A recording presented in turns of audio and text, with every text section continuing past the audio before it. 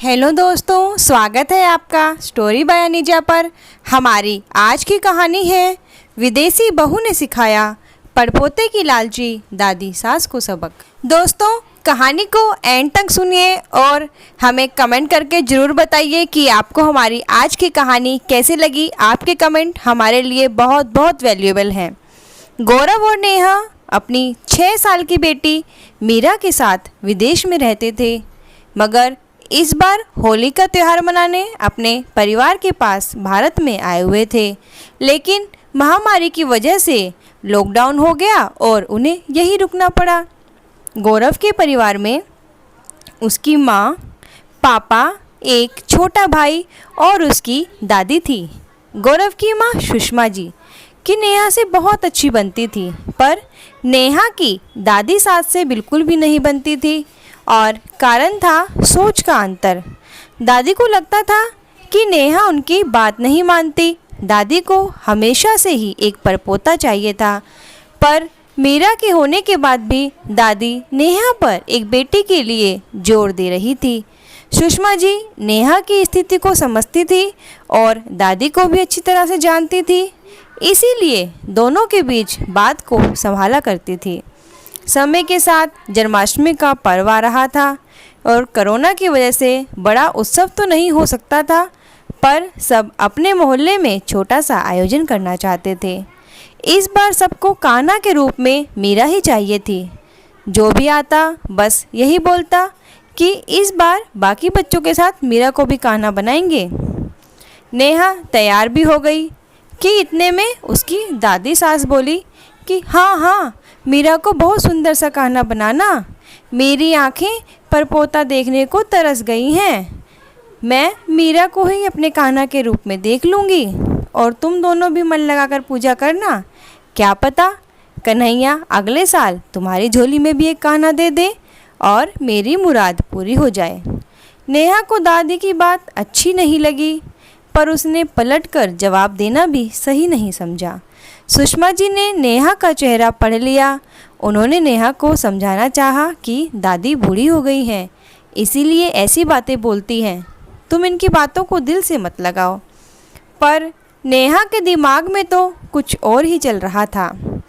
धीरे धीरे तैयारी करते हुए जन्माष्टमी का दिन भी आ गया।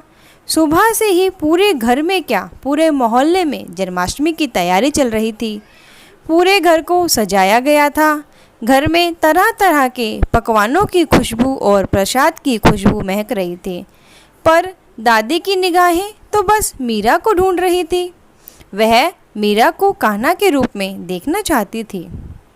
जब मीरा बाहर आई तो दादी ने मीरा को अपने पास बुलाकर पूछा कि क्या तेरी मम्मी तेरे लिए नई ड्रेस नहीं लाई? तो मीरा ने कहा, मम्मी लाई तो है, लेकिन मम्मी ने कहा है वह बाद में पहनाएगी। सुबह से इंतज़ार करते करते शाम हो गई, पर दादी को मीरा कान्हा के कपड़ों में नज़र नहीं आई। दादी बड़बड़ाना शुरू हो गई। वह बहाने से कभी गौरव को और कभी सुषमा जी को मीरा के बारे में पूछती।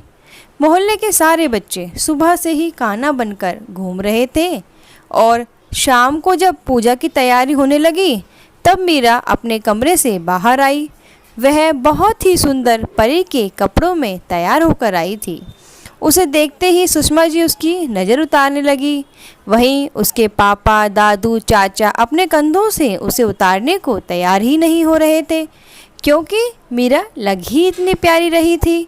वहीं दूसरी तरफ दादी का बड़बड़ाना फिर शुरू हो गया कि किसी ने इस बुढ़िया की बात नहीं मानी और कोई बुढ़िया की बात भला सुनेगा भी क्यों? मैंने एक ही तो इच्छा जाहिर की थी, पर बहू ने उसको भी पूरा नहीं किया।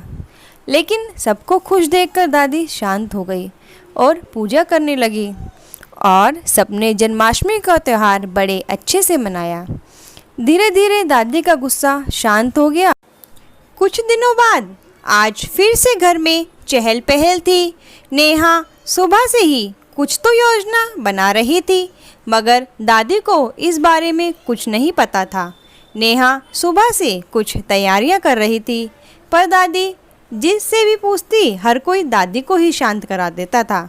दादी को लगा बहू की कोई पार्टी होगी, इसलिए कोई उन्हें बता नहीं रहा।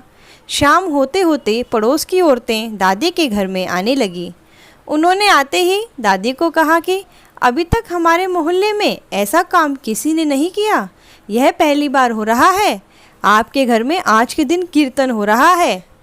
दादी इससे पहले उनसे कुछ पूछ पाती, मीरा अंदर से एक बहुत ही सुंदर घाघरा चोली में बाहर आई और बोली, बड़ी दादी देखो मम्मी मेरी नई ड्रेस लाई है, मैं कैसी लग रही हूँ। तब तक नेहा भी बाहर आ गई और उसने पड़ोसियों का स्वागत किया, फिर उन्हें अंदर ले गई। फिर वह दादी के पास आकर बोली कि आप सोच रही होंगी ना कि आज क्या है। शायद आप भूल गए हैं, आज राधा अष्टमी है, राधा जी का जन्मदिन। आज के दिन घर में कीर्तन है। दादी जी मेरा मानना है कि जो भगवान ने हमें नहीं दिया उसके लिए परेशान होने की जगह जो भगवान ने हमें दिया है उसकी खुशियाँ मनाएं। तब भगवान ने मुझे राधा जैसी बेटी दी है तो मैं उसे ज़बरदस्ती कान्हा क्यों बनाऊं? मैं तो उसे राधा ही बनाऊंगी और जब भगवान को लगेगा वह मुझे कान्हा भी दे देंगे। आप भी अंदर आएं और कीर्तन में शामिल हो जाएं। इतना कहकर नेहा अंदर चली गई। दादी जी नेहा की बातों पर विचार करने लगी और उन्होंने महसूस किया कि उन्होंने नेहा पर काफ़ी दबाव डाल दिया। उन्हें ऐसा नहीं करना चाहिए था। जब उन्होंने मीरा को निगाह भरकर देखा तो वह देखती ही रह गई। उस दिन दादी को मीरा में राधा तो क्या कान्हा भी नजर आ गए। उन्होंने कहा, लोग सच कहते हैं, जहाँ राधा रानी वहीं मेरा कान्हा।